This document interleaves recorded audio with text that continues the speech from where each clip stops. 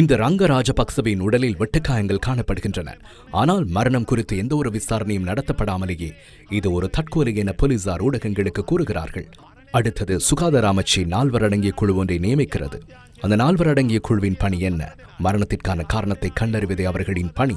கடந்த வாரம் அனுராதபுரம் பகுதியில் ஒரு மரணம் பதிவாகி இருந்தது. மரணத்திற்கான காரணம் பாம்பு விஷம் உடலில் கலந்தமை என முதலில் கூறப்பட்டது. ஆனால் விசாரணை செய்த போது என்ன தெரிந்தது?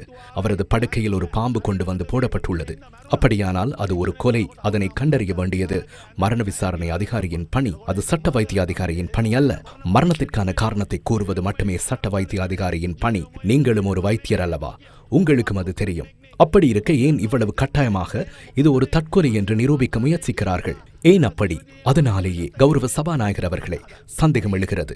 இது ஒரு கொலையா என்ற சந்தேகம் இதனால் எழுந்துள்ளது. இவர் சிஐடியிடம் 2-3 முறை வாக்குமூலம் அளித்துள்ளார். இவரை மீண்டும் சிஐடிக்கு அழைத்துள்ளனர். அப்படியானால் இந்த கொடுக்கல் வாங்கல்களில் பிரதான நபராக இருக்கும் இவர் ஏதோ ஒரு தகவலை அறிந்திருப்பாரோ என்ற சந்தேகம் உள்ளது.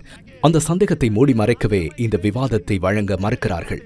அதனாலேயே விவாதத்தை மூழ்கடிக்கின்றனர். 2 மணி நேரம் கேட்டால் 1.5 மணி நேரமே வழங்குகிறார்கள். இப்போது நீதி அமைச்சர் இந்த சபையில் இருக்கிறார். அவர் நேற்று ஒரு அப்பட்டமான பொய்யை கூறினார். இந்த மரணம் குறித்து குடும்பத்தினர் எவ்வித முறைப்பாடும் செய்யவில்லை என்றார். சரி, நீதி அமைச்சர் நேற்று கூறினார். இதனை அஜித் பரேரா நேற்று குறிப்பிட்டிருந்தார். இப்போது அவர் என்ன சொல்கிறார்? இதோ சுகாதார மற்றும் ஊடக அமைச்சின் அசேல குணவர்தன எழுதிய கடிதம். அதில் அவர் என்ன எழுதியுள்ளார்? தனது கணவரின் மரணம் குறித்து சந்தேகம் இருப்பதாக அவர் கூறுகிறார். ஆனால் நீதி அமைச்சர் அப்படி எந்த ஒரு வாக்குமூலமும் அளிக்கப்படவில்லை என கூறுகின்றார். பொய் சொல்வது நான் அல்ல. பாராளுமன்ற உறுப்பினர் முஜிபுர் ரஹ்மானே அதனை செய்கின்றார். ஏனெனில் நான் இன்றும் கூறுகின்றேன், மரணமடைந்தவரின் மனைவி எந்த ஒரு சந்தர்ப்பத்திலும் போலீசில் முறைப்பாடு செய்யவில்லை. இவர் அசீல செயலாளருடையது என கூறினார். பொய் கூறுகின்றார். தகவல்களை தெளிவுபடுத்துவதே இவருடைய நோக்கம். அது மட்டுமின்றி எந்த போலீஸ் நிலையத்தில் எப்போது மனைவி முறைப்பாடு செய்தார் என்று எனக்கு சொல்லுங்கள். ஏனெனில் அப்படி எதுவும் நடக்கவில்லை. நான் இதனை சபையில் சமர்ப்பிக்கிறேன். இதனை நேற்று எமது பாராளுமன்ற உறுப்பினர் அஜித் பரேரா சமர்ப்பித்தார். நான் முன்வைத்திருப்பது சுகாதார சேவைகள் பணிப்பாளர் நாயகம் டாக்டர் அசேல குணவர்தனவின் கடிதமாகும். நான் கடந்த முறை கூறியதை இப்போதும் கூறுகின்றேன். இந்த பெண்மணி எந்த சந்தர்ப்பத்திலும் போலீசில் முறைப்பாடு செய்யவில்லை. தனது கணவரின் மரணத்தில் சந்தேகம் இருப்பதாக போலீசில் செய்திருந்தால் அந்த போலீஸ் நிலையத்தையும் திகதியையும் கூறுமாறு நான் அவருக்கு சவால் விடுக்கின்றேன். இப்போது 4 சட்ட வைத்திய அதிகாரிகள் இது குறித்து பரிசோதித்துள்ளனர். ஆனால் இங்கு இருப்பவரோ அவர்கள் அனைவரையும் விட தெரிந்த விசேட வைத்திய நிபுணர் முஜிபுர் ரஹ்மான். இவருக்கு எல்லாம் தெரியும். எல்லா சடலங்களையும் வெட்டி பார்ப்பதில்லை. அதற்கு காரணங்கள் இருக்கின்றன, கோரிக்கைகள் இருக்கின்றன, அதற்கான நடைமுறைகள் இருக்கின்றன.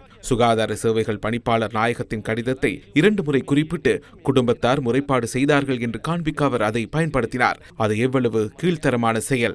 இந்த கடிதம் அப்படிப்பட்ட ஒன்றல்ல. ஒரு சம்பவம் நடந்தால் அதற்கு ஒரு நடைமுறை உள்ளது. ஒரு மரணம் கண்டறியப்பட்டால் முதலில் போலீசாரை தலையிடுவார்கள். பின்னர் போலீசார் நீதிவானிடம் கோரிக்கை விடுப்பார்கள். நீதிவானை கட்டளையிடுவார். இங்கு போலீசார் விசேட வேண்டுகோளை விடுத்தனர். இந்த சம்பவம் தொடர்பில் சட்ட வைத்திய நிபுணர் பரிசோதனைகளை செய்கிறார். பொதுவாக சிறு வைத்தியசாலைகளில் பாரிய சந்தேகம் எதுவும் இல்லை என்றால் பொதுவான சட்ட வைத்திய அதிகாரி பரிசோதனையை நடத்துவார். இல்லாவிட்டால் அருகிலுள்ள வைத்தியசாலையில் இருக்கும் சட்ட வைத்திய நிபுணரிடம் சடலத்தை அனுப்பி வைப்பார். அவ்வாறான நடைமுறையே இதிலும் பின்பற்றப்படவிருந்தது. ஆனால் இந்த சம்பவத்தின் உணர்வுபூர்வமான தன்மை காரணமாக ஒரு சட்ட வைத்திய அதிகாரிக்கு அப்பால் சென்று ஒரு குழுவின் மூலம் இதனை செய்யுமாறு குளியாப்பிட்டி போலீசார் நீதிவானிடம் கோரிக்கை விடுத்தனர். அந்த கோரிக்கையின் அடிப்படையிலேயே குளியாப்பிட்டி நீதவான் நீதிமன்றம் சுகாதார சேவைகள் பணிப்பாளர் நாயகத்திற்கு இந்த கடிதத்தை அனுப்புகிறது. நான் இதனை சபையில் முன்வைக்கின்றேன். அதிலும் அந்த விடயமே உள்ளது. அதாவது மரணத்திற்கான காரணம் கண்டறியப்படவில்லை என்பதால் மரணத்திற்கான காரணம் குறித்து ஒரு குழுவிடம் ஒப்படைத்து பிரேத பரிசோதனை நடத்துமாறு கோரப்பட்டுள்ளது. இதற்கு பதிலளிக்கும் வகையில் சுகாதார சேவைகள் பணிப்பாளர் நாயகம் எழுதிய கடிதமே முன்பு வாசிக்கப்பட்டது. அதில் சந்தேகம் என்றே எழுதப்பட்டுள்ளது. சந்தேகம் இல்லை என்றால் பிரேத பரிசோதனை செய்ய தேவையில்லையே. அதைதான் இவ்வளவு நேரமாக சொல்கிறோம். சந்தேகம் என்பது குடும்பத்தினர் போலீஸ் நிலையத்திற்கு சென்று முறைப்பாடு செய்வது அல்ல. பிரேத பரிசோதனை செய்வதற்கு ஒரு காரணம் இருக்கிறது. இதனையே அது குறிக்கின்றது.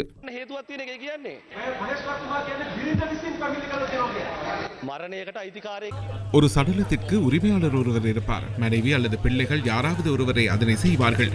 வீதியில் செல்பவர்கள் வந்து அதனை செய்ய முடியாது. சும்மா பொய் சொல்ல வேண்டாம். தெரிந்த விடயங்களை பேசுங்கள், இல்லை என்றால் இறந்த மனிதனா வந்து சொல்ல முடியும். இது சந்தேகத்திற்கிடமான சூழ்நிலை. அவ்வாறென்றால் பிரேத பரிசோதனை செய்யப்பட வேண்டும். அதுவே இதில் சொல்லப்பட்டுள்ளது. இதை வைத்துக்கொண்டு மனைவி முறைப்பாடு செய்ததாக ஒரு புது பொய்யை கிளப்புகின்றார்கள். அந்த மக்களை நிம்மதியாக இருக்க விடுங்கள். இது போன்ற பொய்களை சொல்லாதீர்கள்.